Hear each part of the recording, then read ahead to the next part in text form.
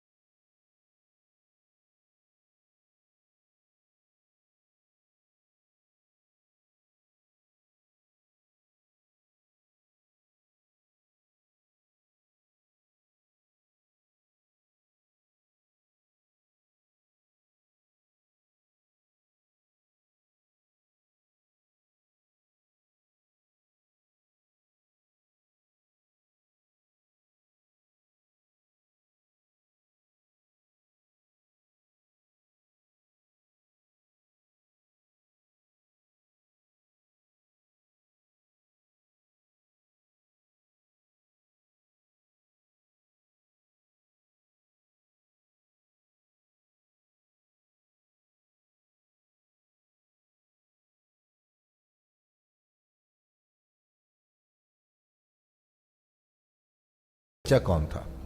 عبداللہ شکرانے کے نفل ادا کرنے مسجد میں داخل ہو ہی رہا تھا کہ پیر صاحب کے بچوں اور اس کے دوستوں نے اسے دبوچ لیا. بس پھر کیا تھا، مار گھونسوں، لاتوں، لاٹھیوں اور مکوں کی وہ تکرار کی کہ پوری یونیورسٹی اس شور سے گونج اٹھی. عبداللہ کی حالت دیکھ کر اس کے دشمن بھی رو پڑے. لاٹھی مار کر سر خونم خون کر دیا، 5 پسلیاں توڑ دی، پاؤں کے انگوٹھے کا ناخن کھینچ کر باہر نکال دیا اور جاتے جاتے ہاتھ کی انگلیاں لکڑی کی مدد سے توڑ گئے. کوئی جگہ ایسی تھی نہیں جسم پر جہاں زخم نہ آیا ہو. جب غصہ رفع ہوا تو سب لڑکے عبداللہ کو مردہ سمجھ کر چھوڑ کر بھاگ گئے. جب تک ہوش رہا عبداللہ صرف ایک ہی بات دہراتا رہا، اللہ پوچھے گا، اللہ پوچھے گا. کچھ اساتذہ اور بچوں نے مل کر عبداللہ کو یونیورسٹی کی گاڑی میں ڈالا اور اس کے گھر پہنچایا. 7 دن بعد عبداللہ کو سرکاری ہسپتال کے بستر پر ہوش آیا. ابا کو 20,000 روپے ادھار لینا پڑے اس کی زندگی بچانے کے لیے. عبداللہ نے ایک آہ کے ساتھ آنکھ کھولی تو ماں کا روتا چہرہ سراہنے پایا. ماں کا غم ہلکا کرنے کو وہ مصنوعی ہنسی کے ساتھ گویا ہوا. اماں مرا تھوڑی ہوں، ابھی زندہ ہوں، تو رو کیوں رہی ہے؟ عبداللہ تمہاری جاتا تو اچھا ہوتا، اس عمر میں بوڑھے باپ کو یہ دن تو نہ دیکھنے پڑتے. پیر صاحب نے پولیس بھیج دی تھی، محلے والوں نے بڑی مشکل سے معافی نامہ دے کے جان چھڑائی ہے. پیر صاحب نے 4 گھنٹوں تک گھر کی صفائی بھی کروائی. عبداللہ اس سے اچھا ہوتا تو پیدا ہی نہ ہوتا. اور ماں روتے روتے گھر سے باہر نکل گئی. عبداللہ نے آسمان کی طرف نظر کی اور مسکراتے ہوئے شعر پڑھا. وہ کیا کرے جو تیری بدولت نہ ہنس سکا، اور جس پہ اتفاق سے آنسو حرام ہے. عبداللہ نے شعر ابھی پورا ہی کیا تھا کہ کمرے کا دروازہ کھلا اور سر عبد الرحمان اور چاچا دینو دونوں چلتے ہوئے آئے. عبداللہ نے پوری کوشش کی کہ اٹھ کے ان کا استقبال کر سکے، مگر جسم نے ساتھ نہ دیا. اس نے پھر مسکراتے ہوئے شعر پڑھا. اے درد تو ہی اٹھ کہ وہ آئے ہیں دیکھنے، تعظیم کی مریض میں طاقت نہیں رہی. عبد الرحمان صاحب اور چچا دینو نے خوب پیار کیا اور ڈھیر ساری دعائیں دی. عبداللہ نے چچا دینو سے پوچھا، چاچا کوئی موٹی سی بدوا بتا کہ مانگوں تو سامنے والے کا بیڑا غرق ہو جائے.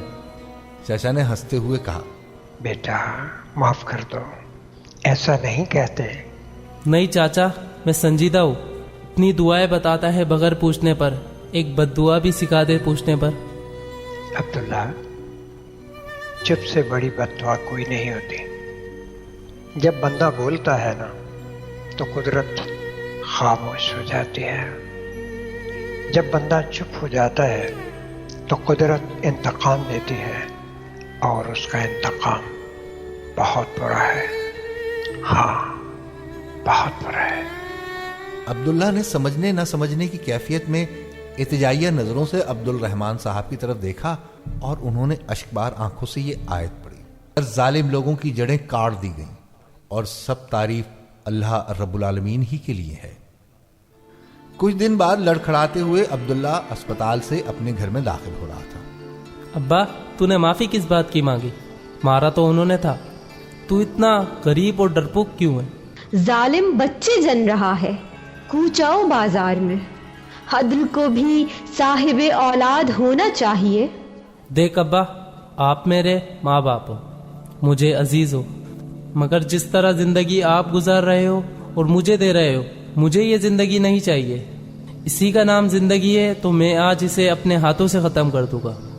نہ آپ ڈھنگ سے روٹی دے سکتے ہو، نہ کپڑا، نہ چھت، اور نہ ہی میری حفاظت کر سکتے ہو، اور نہ ہی ان لوگوں کے خلاف پرچہ کر سکتے ہو جنہوں نے مجھے ساری یونیورسٹی کے سامنے مارا۔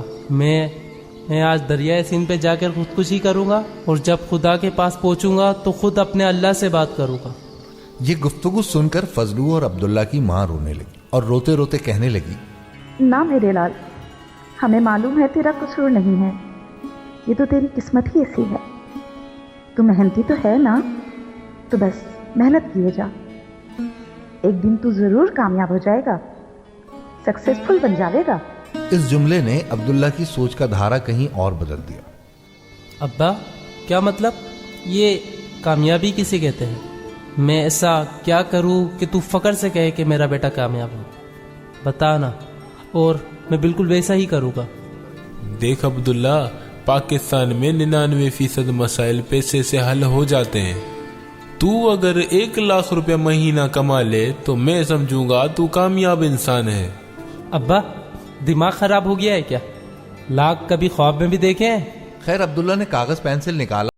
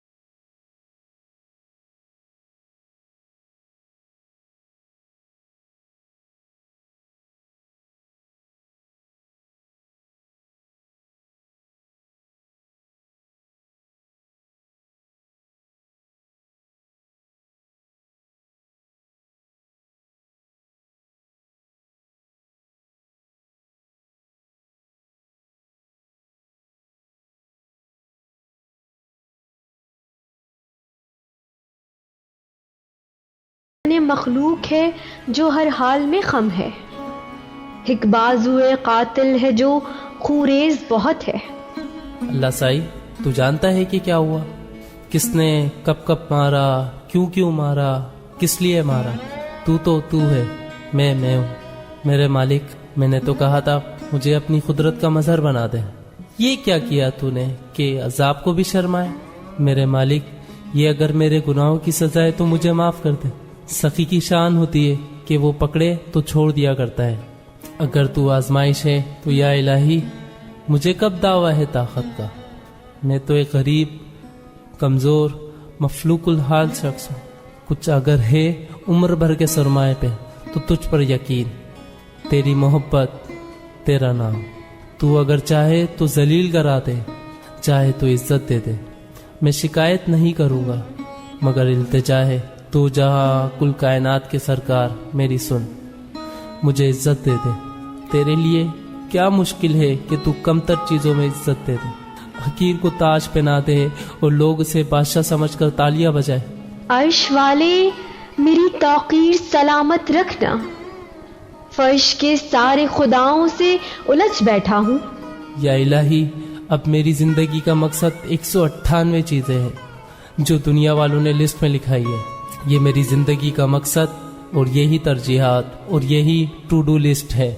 بظاہر یہ سب ناممکنات میں سے ہے، 1000 روپے ماہانہ سے 1,00,000 روپے ماہانہ پر جم، پیدل سے گاڑی، اور ایسے شخص کا امریکہ جانا جسے آج تک ٹرین میں بیٹھنا نصیب نہ ہوا ہو۔ ایک دیوانے کی بڑھ ہی تو ہے، کون مانے گا کہ یہ لسٹ یا ان میں سے 10% بھی پوری ہو سکتی ہے؟ اے میرے مالک، اپنے آپ کو دیکھتا ہوں تو سانس بھی ادھار لگتی ہے، تجھ پہ نظر کرتا ہوں تو یہ لسٹ ہیج نظر آتی ہے۔ تو کرا دے پوری، اپنی شان سے بلا وجہ کرا دے۔ تو بول دے کن فایا کن، ہو جائے گا۔ تو دینے والا بن، میں لینے کو بےتاب بیٹھا ہوں۔ اے میرے مالک، میں تیرا نام لے کے شرط لگانے جا رہا ہوں دنیا سے، دیکھ رسوا نہ کرائیو۔ یہ بے نام تیرے نام پہ اتراتا ہے، لاج رکھ لے۔ اگر تو نے لسٹ پوری کرا دی اور مجھے سکسیسفل بنا دیا تو میرا وعدہ جو تو کہے گا وہ میں کروں گا، اور اس کے خلاف کچھ بھی نہیں کروں گا۔ میرا وعدہ ہے میرے مولا، یہ عبداللہ کا وعدہ ہے اپنے اللہ سے۔ میرے اللہ، میں یہ لسٹ اس خط کے ساتھ منسلک کر رہا ہوں، تو وفا کیجیو میرے رب، بس تجھ سے ہی وفا کی امید ہے۔ آمین ثم آمین۔ میں اس شہر عداوت میں رہتا ہوں کہ جہاں لوگ سجدوں میں بھی اوروں کا برا چاہتے ہیں۔ کچھ ہی روز بعد نتیجے کا اعلان ہوا۔ عبداللہ کی یونیورسٹی میں 2nd پوزیشن آئی۔ اس نے یہ جاننے کی زحمت ہی نہ کی کہ فرسٹ کون آیا، کیوں کر اور کیسے آیا۔ ابا سے 300 روپے لیے اور شہر روانہ ہو گیا۔ اب ماسٹرز میں داخلہ بھی لینا تھا اور جاب بھی ڈھونڈنی تھی اور رہنے کا انتظام بھی کرنا تھا۔ 300 میں سے 60 روپے کرائے میں چلے گئے تھے بس کے۔ جس یونیورسٹی نے بی فارمیسی میں داخلہ نہیں دیا تھا وہاں جانے کا من نہیں ہوا۔ پرائیویٹ یونیورسٹیز کی فیس اتنی زیادہ کہ داخلے کا سوچ بھی نہ سکتا تھا۔ ایسے میں ایک پرائیویٹ یونیورسٹی کا اشتہار نظر آیا جسے کمپیوٹر لیب میں اسسٹنٹ درکار تھا۔ پیسے بچانے کی غرض سے کوئی 4 میل پیدل چل کر پہنچا تو حلیہ بہت خراب تھا، پاؤں میں گرد آلود چپل، شلوار قمیض اور سادگی۔ پرائیویٹ یونیورسٹی کے انفارمیشن ڈیسک پر بیٹھی خاتون نے ایسے بات کی جیسے وہ کوئی فقیر ہو۔ میم داخلہ فارم دے دیں MSc میں ایڈمیشن کا۔ 1000 روپے کا ہے، آپ کے پاس پیسے ہیں؟ جی نہیں۔ فارم خریدنے کے پیسے تو ہیں نہیں، فیس کیسے دو گے؟ پتہ نہیں۔ اچھا، آپ کے پاس لیب اسسٹنٹ کی جاب آئی ہے نا؟ ہاں ہے، مگر تمہاری جاب کے کوئی آثار نظر نہیں آتے۔ کیوں؟ اپنا حلیہ دیکھا ہے؟ وہ تو میں سفر سے آ رہا ہوں نا، میں ٹھیک کر لوں گا۔ اچھا بیٹھو، ابھی لیب انچارج آتے ہیں تو میں بات کرواتی ہوں تمہاری۔ آپ کے پاس واش روم ہے؟ عبداللہ نے تھوڑی دیر کے بعد کہا تو میم نے اسٹاف واش روم کی طرف اشارہ کیا اور عبداللہ جھٹ گھس گیا کہ انٹرویو سے پہلے ہاتھ منہ دھو لے۔ واش روم میں بھی وہ دعا ہی مانگ رہا تھا، یا اللہ ان جلادوں کے دل میں رحم ڈال، جاب دلا دے تو بعد میں پڑھائی کی بھی کوئی صورت نکلے۔ تو رحم کر میرے اللہ، وعدہ یاد ہے نا؟ مجھے بھی یاد ہے۔ عبداللہ اپنی دھن میں مگن مانگے جا رہا تھا اور اسے خبر بھی نہ ہوئی کہ کب کون ساتھ والے واش روم میں آیا اور چلا بھی گیا۔ عبداللہ باہر نکلا تو وہ میم صاحب گرم ہو گئی۔ تمہارے باپ کا گھر ہے، جا کر بیٹھ ہی گئے؟ رفیع صاحب آئے تھے، انہوں نے تمہیں دیکھ لیا ہوگا تو کیا کہیں گے؟ وہ یونیورسٹی کے ریئیکٹر ہیں اور غصے کے بہت تیز ہیں۔ اب دفع ہو جاؤ یہاں سے۔ عبداللہ کی تو جیسے جان ہی نکل گئی۔ اس نے ابھی مین گیٹ سے باہر قدم ہی رکھے تھے کہ سیکورٹی گارڈ بھاگتا ہوا اس کی طرف آیا۔ عبداللہ کے ہاتھ اور پاؤں منجمد ہو گئے۔ دل سے صرف اتنا ہی نکل سکا، اللہ اب نہ پٹوائیو۔ زبان تو گنگ ہو گئی تھی۔ چلو، تم کو بڑے صاحب نے بلوایا۔ کس کو؟ تمہیں لڑکے اور کس سے؟ اور یہ کہہ کر گارڈ تقریباً عبداللہ کو پکڑ کر ریئیکٹر آفس میں لے گیا۔ سامنے کوئی 50 برس کے انتہائی حلیم پرسنالٹی والے صاحب بیٹھے ہوئے تھے۔ انہوں نے مسکرا کر دیکھا اور کہا، بچے کیا نام ہے آپ کا؟ عبداللہ اتنا پریشان ہوا کہ گھبراہٹ میں اس کے منہ سے ریئیکٹر کا نام نکل گیا۔ رفیع جی، میرا مطلب ہے عبداللہ۔ آج زندگی میں پہلی بار عبداللہ کو کسی نے آپ کہہ کر مخاطب کیا تھا۔ بیٹھ جاؤ، چائے پیو گے؟ نہیں، میں ٹھیک